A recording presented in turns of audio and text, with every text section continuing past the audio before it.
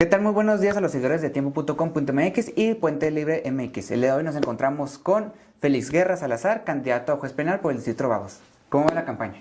Pues muy bien, gracias a Dios estamos ya cerrando muy fuerte, cansados, de verdad muy cansados, pero ya 7 días de la elección, ya me lo terminamos. Muy bien.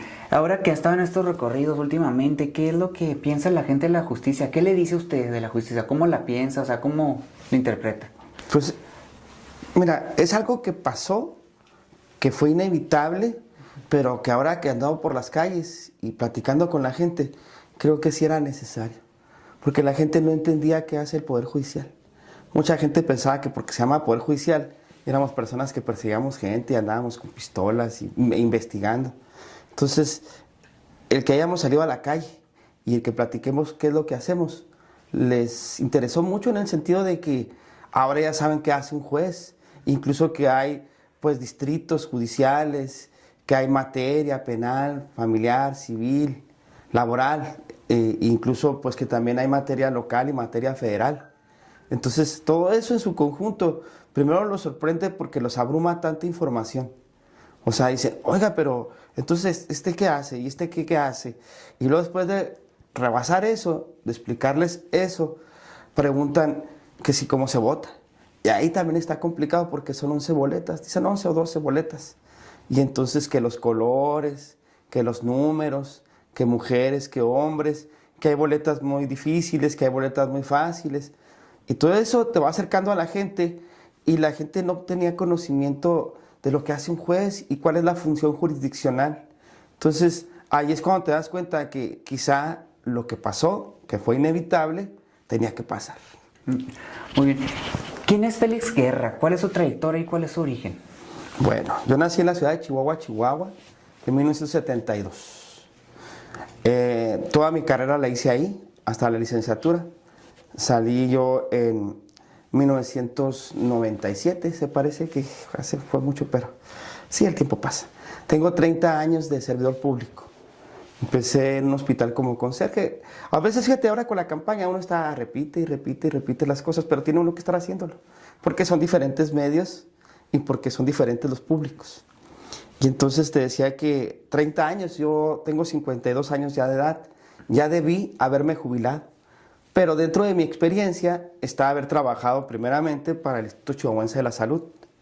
Luego después en 3 administraciones municipales en la ciudad de Chihuahua, siempre en desarrollo urbano. Terminé eso y empecé en el Poder Judicial. Era muy difícil avanzar porque estábamos en el sistema tradicional y dije, no, yo aquí no voy a prosperar nunca. Entonces me fui a la Ciudad de México, empecé una maestría y trabajé para la Procuraduría General de la República 3 años. Pero nació mi hijo allá y decidí regresarme porque ya no se puede vivir. Es una ciudad muy bonita para visitarla, para visitarla en cuanto a turismo, pero para quedarse a vivir ya es imposible por el tráfico. Ya no, bueno, aquí también ya empieza a ser el tráfico bien pesado, pero no se tienen ni idea de lo que pasa en la Ciudad de México. ¿Y qué pasó? Entonces decido regresarme a Chihuahua y empiezo de nueva cuenta en el Poder Judicial. Empezamos ya con una maestría, con la experiencia de la Ciudad de México. Y lo primero que hacen es primero ser juez menor, luego ser secretario proyectista en diferentes distritos, 5 distritos, que son Rayón, que son Abraham González, Morelos, Bravos, etc. Y siempre empecé como proyectista en todos los tribunales en los que estuve el tradicional y terminaba, gracias a Dios, como secretario de acuerdos porque me ganaba la confianza del juez. Pero me tocó andar por todo el estado porque cubría a las personas que se estaban capacitando para el nuevo sistema de justicia penal. Entonces, cuando ya llego yo aquí, que fue hace 17 años, a Ciudad Juárez, llego como secretario proyectista de nueva cuenta al Juzgado Octavo Penal y de nueva cuenta, gracias a Dios, vuelvo a ser secretario de acuerdos, mano derecha del juez octavo. Nos toca cerrar el octavo, nos toca cerrar el Juzgado Tercero Penal y luego nos vamos al nuevo sistema como secretario proyectista de un juez de ahora de la oralidad, y ahí trabajamos como proyectistas del nuevo sistema de justicia penal, hasta que en el 2013, 1 de abril, soy nombrado juez provisional, y desde entonces a la fecha he sido juez penal en este distrito Ciudad Juárez. 8 años en lo que se llama el Tribunal de Generales, ahora se le llama porque poco a poco el tribunal se ha ido especializando. y tengo 3 años en el Tribunal Especializado de Narcomenudeo. ¿Y de qué nos encargamos ahí? Pues de las adicciones y la recuperación de las personas. El 70%, entre 70 y 80% del trabajo que tiene un tribunal en materia penal en Ciudad Juárez, la carga es de narcomenudeo, posesión simple de narcóticos.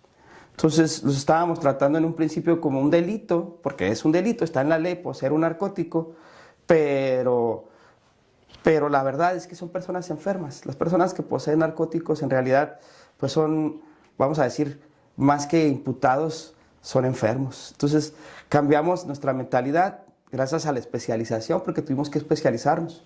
Tuvimos que acudir a cursos en la embajada, en el consulado de los Estados Unidos de Norteamérica, porque la idea es traída de los Estados Unidos de Norteamérica, para no criminalizar el consumo. ¿Me explico? Entonces, ¿qué pasó con esto? Pues que entendimos que son personas que, más que ir a contaminarse, aún ser eso, y salir una persona consumidora a vender, o incluso como en esta ciudad a matar, por el consumo, tratamos en este tribunal de romper con esa cadena. Y una persona es tratada como una persona que se encuentra bajo una enfermedad que se le llama consumo crónico de narcóticos. Lo mal llamado adicto, ya ves que nosotros decimos adicto, ¿no? Es consumo crónico de narcóticos. Muy bien, licenciado. En estos momentos, ¿cuál es su visión de la justicia? ¿Cuál es mi misión? Mira, en el tribunal especializado en el que estoy, es entender que nuestra finalidad es médica. Como te decía, es la terapia, la recuperación. ¿Por qué? Porque somos jueces. Se perdió con el tiempo, ¿verdad?, la finalidad del derecho penal. La finalidad del derecho penal no es encerrar a las personas y tenerlas en la cárcel a todos, porque no nos alcanzaría a las cárceles. Sobre todo cuando una sociedad empieza a fracturarse en lo más primordial, que es la familia. Cuando empieza a fracturarse por muchos motivos, no nos alcanzaría el tiempo. Pero la familia empieza a destruirse y por consiguiente empiezan a crecer los crímenes o los delitos. Y entonces, en vez de pensar que somos nosotros, la sociedad, la que está fracasada, o sea, son nuestros hijos, son nuestros hermanos, nuestra familia la que está delinquiendo.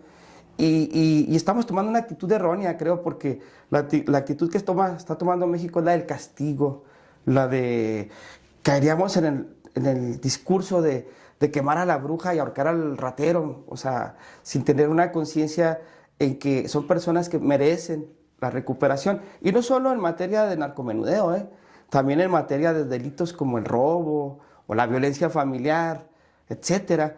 Son personas que deberían de reintegrarse a la sociedad más que ser castigadas. Pero como es tanta la necesidad de justicia de las personas, y exigen, porque lo escuchas en las calles, exigen que las autoridades cumplan, creen a veces que el juez es el que tiene a las personas afuera y no entienden que muchas de las veces lo que está mal es la investigación. ¿Sí me explico? Así como se tiene que reformar y se reformó el Poder Judicial en cuanto a cómo se van a elegir a los jueces, también es necesario que se entienda que la investigación no corre a cargo de un juez. Un juez, seríamos inquisitivos, seríamos como en la Edad Media. El juez investigaría como sería la Santa Inquisición. Es acusador, es investigador, es enjuiciador, es todo. Entonces eso no debe ser así. Para eso hay una institución que se llama Ministerio Público. Ellos son los encargados de la investigación. El fiscal es el que debe conseguir las pruebas para incriminar a alguien y para que no salga a la calle. Porque cualquiera puede ser incriminado falsamente. Entonces es necesario conseguir pruebas, pero pruebas técnicas. No nada más se me ocurre porque estaba cerca o porque andaba ahí. No, pruebas técnicas. Afortunadamente la ciencia ha avanzado mucho. Hay pruebas de ADN, dactilares, criminalística de campo, o sea, las cámaras, por ejemplo, ya pueden determinar que una persona, poquito antes de empezar platicábamos, ¿te acuerdas? De que el caminar de una persona nos puede decir, como una huella digital, si es o no es la persona que participó en un delito. Todas esas cuestiones técnicas, científicas, y que hemos avanzado mucho, se han desaprovechado, quizá por el número de de carga de trabajo que tienen. Y no podemos decir que el Ministerio Público tenga la culpa porque son flojos. La verdad es que es excesiva la carga de trabajo que tienen. Son muy pocos los ministerios públicos que hay y también muy poco lo que ganan, que no les resulta atractivo a los abogados egresados ser Ministerio Público. ¿Será que voy?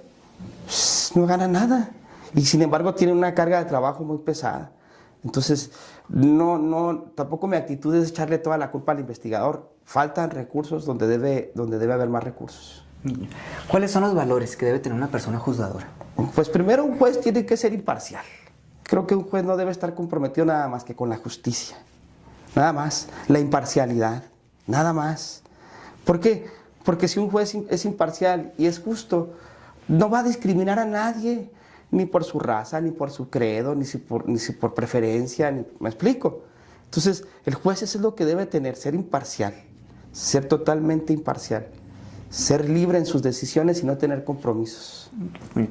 ¿Cuál considera usted que es el papel más importante de un juez penal en la sociedad? ¿Qué es lo más importante de un juez penal en la sociedad? El entender eso, que las personas no deben ser castigadas nada más, porque no somos la Santa Inquisición que vamos detrás de las personas para quemarlos en la hoguera. No, es entender que la sociedad, nosotros todos en conjunto estamos fracasando ¿con qué? Con nuestros hijos, con nuestros familiares, y que es la sociedad la que está rota, la que se ha quebrantado, y que entendamos que el problema es de todos. No es de la señora que se fue a la maquila todo el día junto con su esposo para poder comprar una casa, para tener más cosas, patrimonio, y que dejan a los niños todo el día solos y crecen en el parque y crecen sin una dirección, donde ellos sienten más como familia a los amigos en el parque que a su propia familia, y se integran tanto que por encajar, yo que estoy en el Tribunal de Consumo, pues empiezan a consumir, porque todo el mundo lo hace. Desgraciadamente en esta Ciudad Juárez, el consumo se ha normalizado.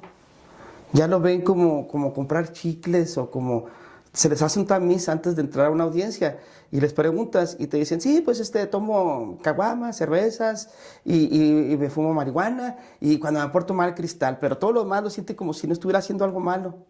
A veces, muchas de las veces, hasta que están en el tribunal, se dan cuenta de que poseer un narcótico es un delito que tiene aparejada pena de prisión de 10 meses a 3 años.